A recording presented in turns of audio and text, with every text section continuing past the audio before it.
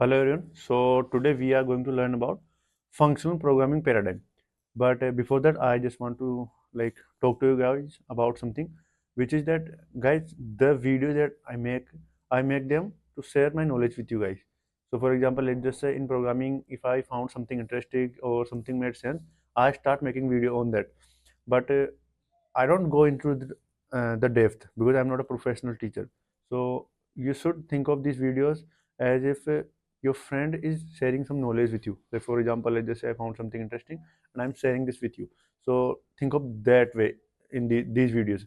Sure enough, in the future I might go into the details and build some courses on that because I will get more experience in programming in general. But till now, I'm making these videos just to share my experience with these, like whatever that I'm learning, I just share it with you guys. So this functional programming paradigm, uh, I learned about them in first in 2020.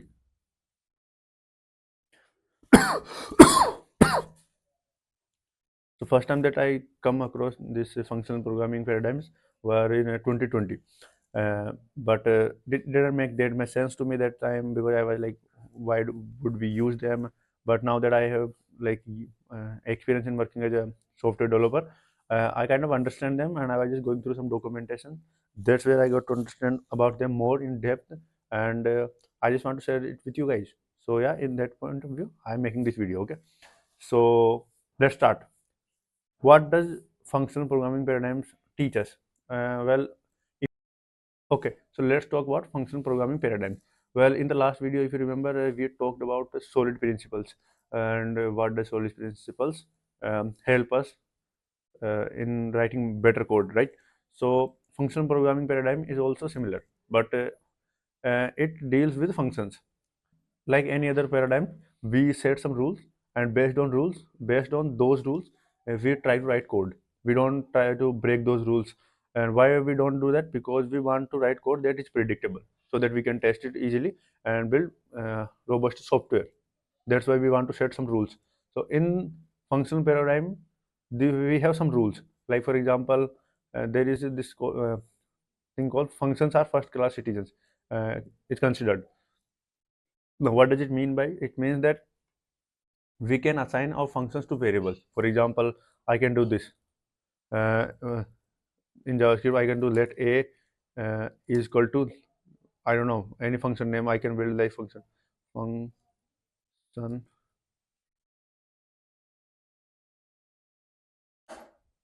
and I can do this. So I can assign this function to this variable. So this is what I can do it. So that's what it means. Functions are first class citizen. Also, I can pass this function to another function. Just like we pass the variables, we can pass the functions. So that's what functions are first class citizens are considered. So that should support that thing. All that language should support this thing. Pure functions meaning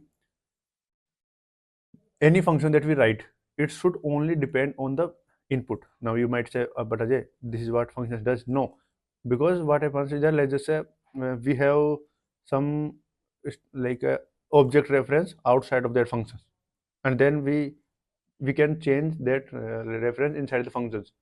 So this function is dependent on external state also. This shouldn't be happening. Like what pure function deal with is whatever the input you are doing, well, like passing, this function should deal with this input only. It should not manipulate other state. Like for example, if there's a in global space, there is some state, it should not change inside that function if it wasn't um, passing by input. And state is immutable. There is also a thing that any function should not change outside or global state. It should not. It should only be.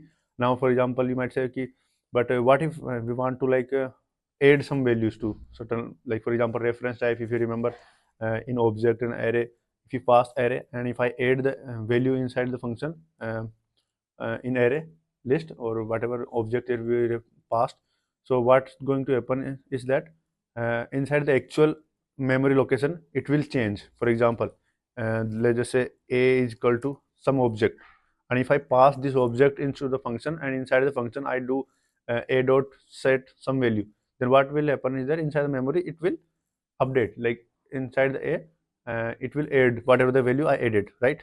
This is what going to happen, but it should not be possible. Like it shouldn't, this function should not do that.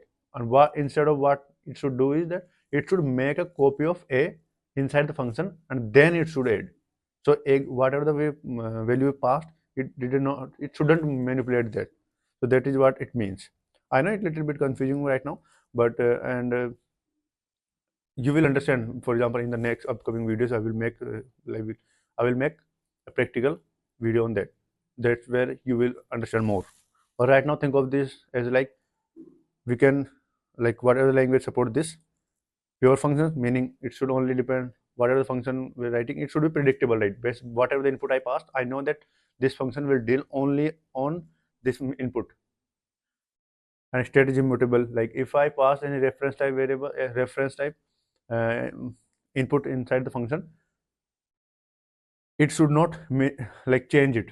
Rather, it should make another copy of it, and then inside the copy of whatever the copy may be, it should do its operation, like whatever adding or deleting, removing, whatever it is, it should do like that.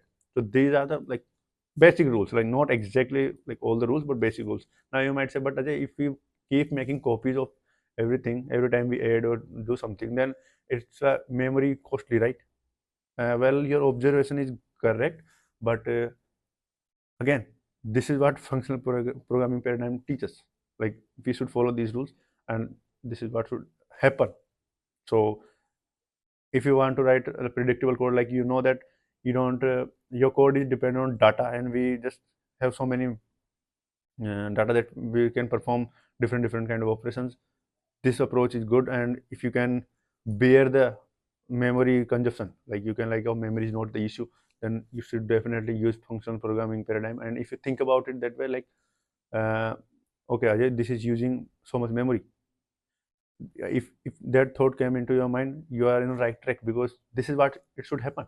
Like whenever you learn some kind of like paradigm, you should always think about pros and cons. And this is the cons of this functional programming, that it's memory costly. Because whenever you try to add something into the whatever, add, try to delete whatever into the reference type, we need to make a copy of it. We cannot like mutate it. But again, let me just tell you one thing. Does does that mean that we can't do it ever? No, it's programming. You can do whatever you want, literally. Like although you are following these standards are for us to get started, but does not mean that these are the like baseline, like we should never do it. If your particular case requires you to do it, and it can save the extra time and memory, and if you are getting benefit, then you should do it. You can do it. Like it's not, nobody is going to stop you.